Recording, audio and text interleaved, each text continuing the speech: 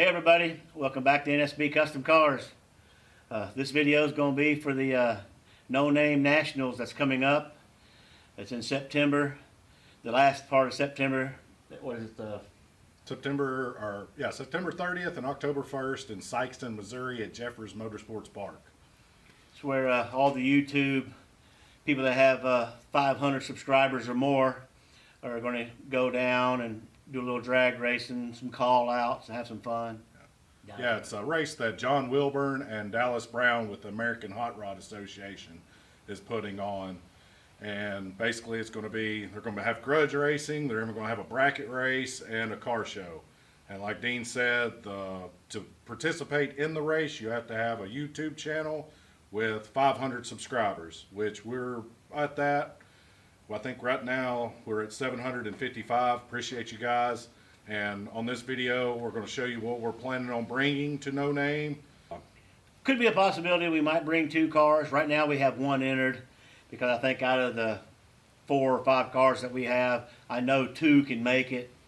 I'm trying to talk him into doing, if we hit 1,000 subscribers, we bring 2. We might bring 2. And you know, the previous videos, you know, I've been working on my truck. I keep having problems with it, so that's going to be the big. I know I got 6 months to fix this truck, but you know, I don't know. Problems just seem to keep following me for some reason. But we'll get it fixed up. Hopefully, that won't be a problem. And one thing too, as far as the No Name, just type in the search bar on YouTube hashtag No Name Nationals, and it'll bring you to everybody. There's a lot that are under 500 subscribers. So I've been watching some lives and stuff like that, and with you guys' help too, be sure to subscribe to all these guys. They got some pretty cool projects coming out. Like I said, we're mostly Mopar here, but there's going to be everything at this show. Mopar, Chevrolet, everything. So word is they're even going to run a motorhome down the darn track, so that's going to be a good one. Yeah, like I said, anything and everything there. Hell, I heard they're going to do a best oil down deal, which hopefully we don't get that too much. That takes a lot of time away. So hopefully after we have all our fun, that happens. But yeah, and us, we don't want to be us going to all down. That's for sure. Can't afford it. But pretty much that's we don't have no call outs. We haven't put call outs on anybody. You know, we've been looking. We got a few options. So we figured the best way to get a call out is y'all need to see exactly what we're going to bring, which I know we have some videos of the Dart. You can see it going down the strip. We have not made a good pass yet. We're still in the stages of tuning, getting the clutch in, you know, to come in like we want it. So hopefully before we get to the track, we're going to be online, you know, up to par on how this car runs. So right now I'm going to take the old truck. We're going to hook up the trailer. I'm going to pull the trailer out here and we're going to unload the car. That way we can do a walk around. We'll show you everything in the car, the motor. We'll even fire it up, let you hear it. So let's get to moving this trailer.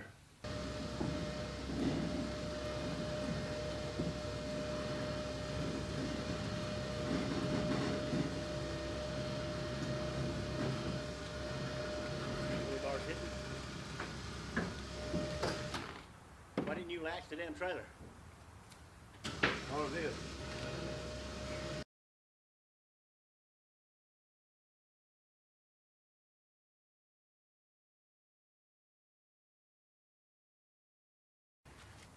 That's what happens when you don't latch the trailer.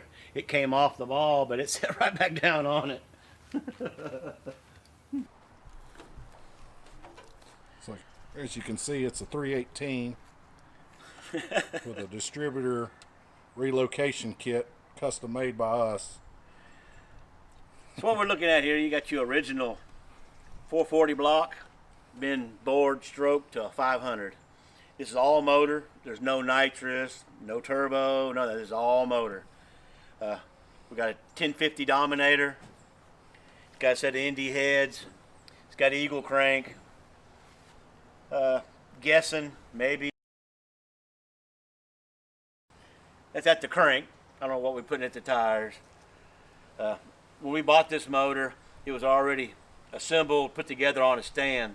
The gentleman that had this motor, he went through a divorce, got rid of his car, and the motor was in the shop when he did it. So once the divorce was over, he got the motor back, and it was on the engine stand, fresh, brand new, ready to go, and we purchased it.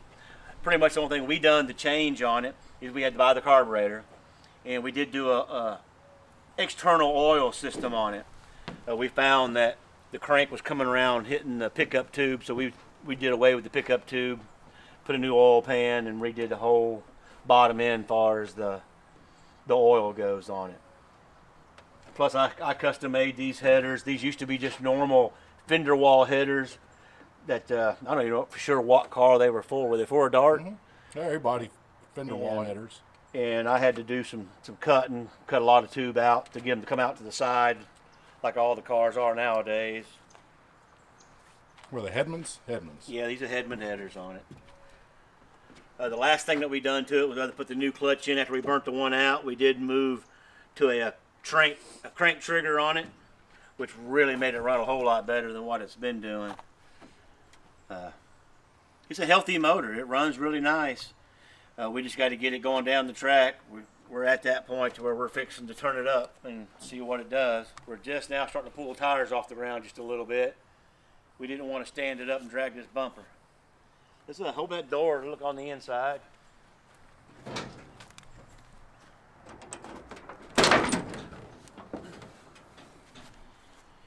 None of this has been certified or anything gone down had done. This is something that we want to have done. I don't know. Down the road, we're probably going to go ahead and do the funny car cage as far as around the driver. We do have the race pack system for with the dash, all the electronics, the smart wire. We do have Linko 4-speed. This is a clutch car. We don't have automatic in it. Don't like automatics, but we may have one before it's over with, but that's pretty much on the inside. Pretty much everything you see. You know, I did everything that you see here as far as aluminum and everything. Fuel cell, we got the battery. We even went with our parachute, and not that we have to have this parachute, but I'm gonna tell you, you know, we've thrown this chute several times, and it really does slow you down. It's pretty nice. I kind of like using it. Especially with manual brakes at 130, 140 mile an hour, it helps. No, just Mopar Joe was going over the battery box thing. This is an NHRA approved battery box. It's enclosed, got the vent done outside the body, which we do have a firewall in between between us and the driver compartment, but like I said, just better safe than sorry. We decided to go ahead and put that in there just so, like you said, you just don't want to get bit. This is a ladder bar car. We have ladder bars on it. The frame rails that are in it, when we done it, we put the 4-link frame rails in. Because we thought maybe down the road we might go to 4-link. But right now I'm kind of liking the ladder bar, so I don't know if we'll ever go to it or not. Till we get really big with it, we might. So we got our off and on switch. We're going to turn it on. So we got everything fired. And let's see what kind of noise this thing's going to make. Don't worry. This thing usually gives us a pretty good cloud. Hadn't been started up in a while.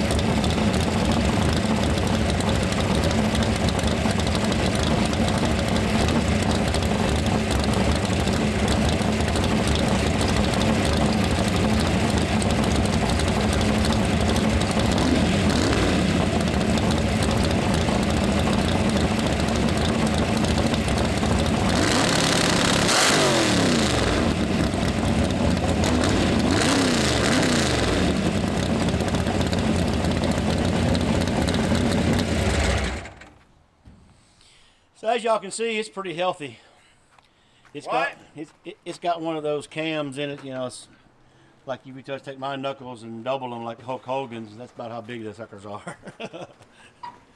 Yeah, it turns the rocker arm 90 degrees on I've never seen a rocker arm tilt so far on one. Yeah, yeah, it goes up there. You can't put much in between the spring. But anybody wanting some call outs on me or on us? But as far as call outs, Bigfoots and Mopars, I think would be a good matchup, man. I think you got a call out with just Mopar Joe. Well, he might take the winner. If y'all are up for it, let us know. All motor, just like y'all. Yeah, be sure to check out Bigfoots and Mopars. He's got the Jack Pine Salvage, which I believe is a Savage, which is a 67 Cornet RT, which he did a little flex on there. He had his motor on the dyno. I think he made a little over 600 horsepower with it, so should be a good matchup. Definitely. Since this car was built underneath that carport over there. Yeah, believe it or not, it ain't everything on this car was built right underneath the carport over there. Before I even had the shop. This used to be a slant 6 car, which we got video on it. Saved from the junkyard. Pretty much right over there on the other side of my old black truck. That's the carport. That used to be my shop. And I had that building that's back here in the back was pulled up next to it where I kept all my tools in. But you can see a video on there of me dragging that building out there. That little building that's there right now, it's going to be drug out too. Going back to the back. All right, Dallas, we got our first sticker, man. You're going to be the first one to go on this vehicle.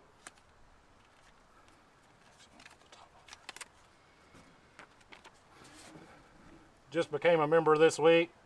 We probably ain't going to be at many of these tracks that they're actually at, but since he's doing this race, we try to support all the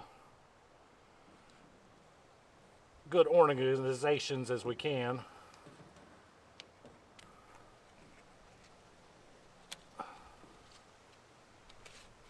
If anybody wants any information on the American Hot Rod Association, just go online, type it in, go to their website. They're based out of Middle Tennessee, which we're originally from, so we like helping out the Tennessee guys.